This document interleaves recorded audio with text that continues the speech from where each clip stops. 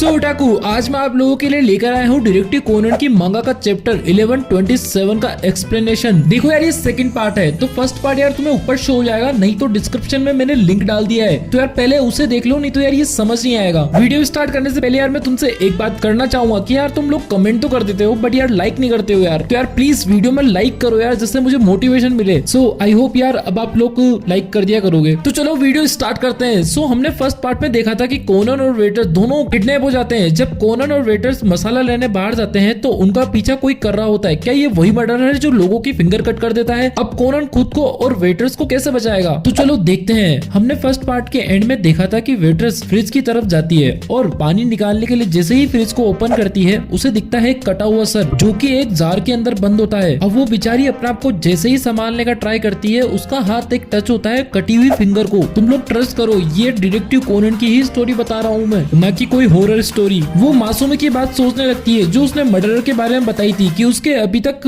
हाथियों का पता नहीं चला है। तो उसे लगता है हो ना हो ये वही लोग हैं जिन्होंने उन लोगों का किडनैप किया है। जब वो ये सब सोच रही होती है तो कोनन के पास से बीप की आवाज आती है। तो जब वो चेक करती है तो उसे पता चलता है कि एक बेच से आवाज आ रही है जो कि हम लोग जानते हैं कि वो क्या है। तो वो कोनन से उस डिवाइस को ले लेती है और अभी भी हमारा कोनन सो रहा होता है। उस बेच के दूसरी साइड रेन, रे, मासूमी एंड सोनोको होते हैं। रेन वेटर्स जिसका नाम अजुसा होता है उससे पूछते हैं कि क्या हुआ है और तुम लोग ठीक तो हो एंड कहाँ हो? तो अजुसा बताती है कि उन सबको एक रोड की दूसरी ओर जब वो देख रही थी तो अचानक से ब्लैक कलर की कार सामने आती है और उन्हें एक इलेक्ट्रिक शॉक दिया जाता है जिससे वो बेहोश हो जाते हैं और अब उन लोगों को एक रूम में बंद कर दिया गया है। तभी रेन पूछती है कि यार कोनन की आवाज नहीं आ रही, क्या वो ठीक है? तो अजुसा बताती है कि वो बिल्कुल ठीक है, बस वो होश में नहीं आया है अभी तक। और फिर सोनो को पूछती है कि तुम लोग कहाँ पर हो, क्या तुम्हें कुछ आइडिया है? तो अजुसा बताती है कि उन लोगों के अड्डे जिनकी बात हम कैफे में कर रहे थे। ये बात सुनकर सभी शॉक हो जाते हैं और अजुसा बताती है कि उसने फ्रिज में कटा हुआ सर और कटी हुई फिंगर देखी है। तो रे बोलता है कि आप लोग या तो मुझे लोकेशन सेंड कर दे या फिर हम आपको ट्रैक कर लेते हैं। बट फिर अजुसा बताती है कि उनके फोन किडनैपर्स ने ले लिए हैं और उसके पास ओनली वॉलेट, एक हैंकी और एक मेश बॉक्स है और इसके अलावा वायरलेस एयरफोन है। यहाँ मासूम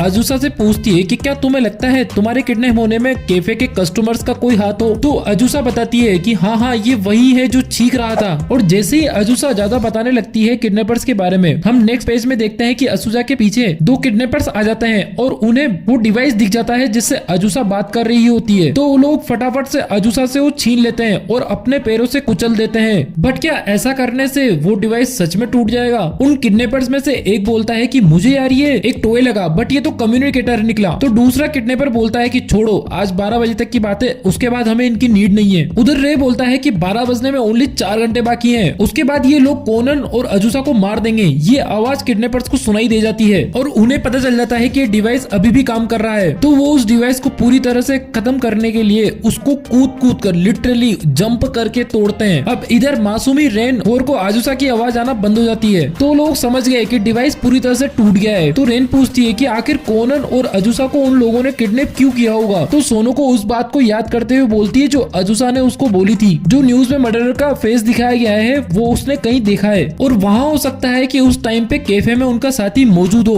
और उसने ये बात सुन ली हो। तो उसे लगा हो कि अगर अजुसा ने ये किसी को बात बता दी तो उनके अड्डे के बारे में सबको पता चल जाएगा, इसलिए वो उसे मार देना चाहते हैं। तब रे बोलता है कि अगर ऐसा है तो किडनैपर्स 12 बजने का वेट क्यों कर रहे हैं, वो अभी भी तो मार सकते हैं उन्हें। तो मासूमी बोलती है कि क्या पता वो उसके पहले भी मार दे। बट रे सोचता है कि अगर हमारे पास 12 बजने तक का टाइम है तो हमें जल्दी से पता लगाना होगा कि कैफे में वो कौन सा कस्टमर था, बिकॉज जो हमने आवाज सुनी है वो किसी भी कस्टमर से मैच नहीं होती। तो रे और सभी उन कस्टमर के बारे में सोचने लगते हैं कि कौन हो सकता है कल्प्रिट। तो वो लोग सबसे पहले उस कस्टमर के बारे में सोचते हैं जो रेसिपी पूछ रहा था। मासूमी को लगता है कि यार वो शायद एक रेस्टोरेंट का मालिक होगा या फिर वहाँ काम करने वाला होगा जो रेसिपी पूछने आया होगा। तो हमारी सोनो को मजाक में बोलती है कि शायद उसने वो रेसिपी ट्राई की होगी और रे की वो गलत रेसिपी देने की वजह से उसको गुस्सा आया होगा और उसी का उसने ये बदला लिया है। रे बोलता है नहीं यार ऐसा नहीं हो सकता, बिकॉज मैंने सच में रेसिपी सही दी थी। फिर सोनो को बोलती है कि चलो छोड़ो इस बात को, वैसे भी 12 बजने से इसका कोई लेना देना नहीं है। बट फिर रेन बताती है कि क्या पता उस कस्टमर के एक बुक लिख रहा हो और उस रेसिपी को वो उसमें लिखना चाहता हो। वैसे भी 12 बजे बुक रिलीज होती है। तो रे बोलता है बट यार उसके लिए फिर भी किडनैप करना ज्यादा नहीं हो जाएगा? और वैसे भी जब वो कस्टमर चला गया था तो अजुसा ने बताया था कि उन्होंने शायद ये कस्टमर किसी रेस्टोरेंट में देखा था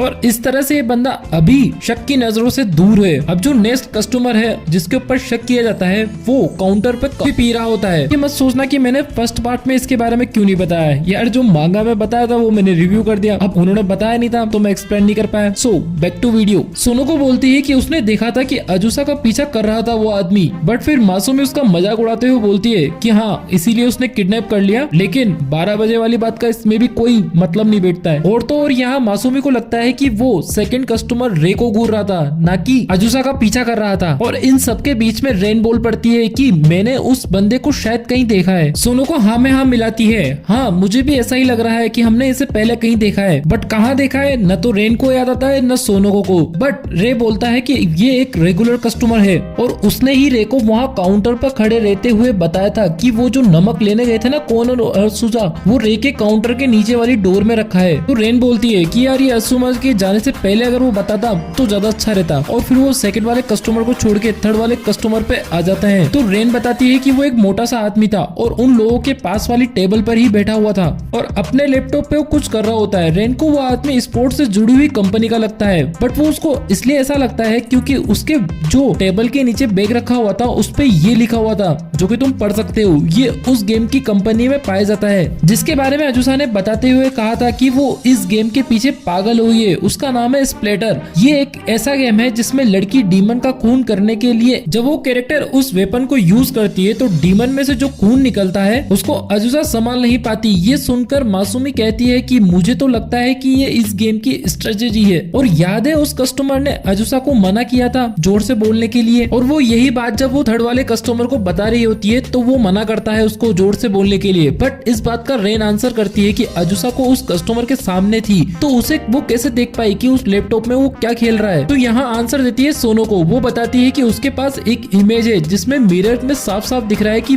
अजुसा के सामने वाला आदमी कौन सा गेम खेल रहा है लैपटॉप पे। तो मासूमी सोनोको को पूछती है कि तुमने ये पिक्चर कब ली। तो सोनोको बताती है कि जब तुमने पजल सोल्व की थी तो मैं सारी फ्रेंड्स को बताने के लिए हर एंगल से उसका फोटो लिया था और उसी एंगल की वजह से मुझे ये वाला पिक्चर मिल गया। उसमें तीनों कस्टमर आ गए हैं, ये देखो। सबकी फोटो दिखाती है सोनोको। रे बोलता है कि सबकी फोटो मुझे फिर से दिखाओ, लगता है क्रिमिनल रे को मिल गया है क्या सच में। नेक्स्ट पेज में हमको कोनन की साइड लेकर जाते हैं और हमें देखने को मिलता है कि कोनन होश में आ गया है, बट वो असुजा से कहता है कि वो पहले ही जग गया था जब असुजा ने फ्रिज ओपन किया था, तब से उसकी आंख खुली हुई है। कोनन कहता है कि उसको सबसे पहले इस लोग मतलब कि इस जंजीर से निकलना होगा जो कि उनके पैर पे लगी हुई थी। तो असुजा कहती है कि उसके पास कुछ नहीं है ऐसा जिससे वो ओपन कर पाए, यहाँ तक कि हेयर पिन भी नहीं है। तो कोनन आंसर करता है कि तुम्हारे पास मेज बॉक्स तो है ना।